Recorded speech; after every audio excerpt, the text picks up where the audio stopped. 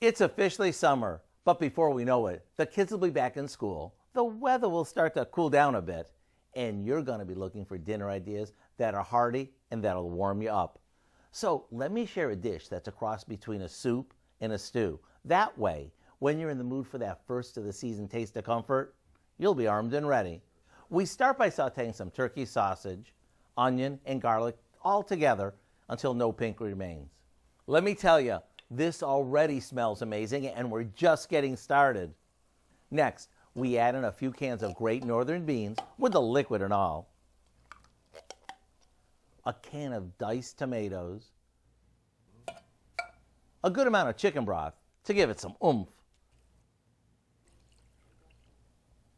a bit of Italian seasoning, and a touch of black pepper.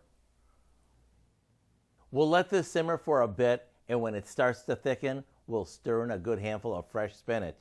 Now, this is my kind of meal. It's all made in one pot, so cleanup's a breeze. Plus, it's budget-friendly, which means we can make it often. As for the taste, we'll let you find that out on your own.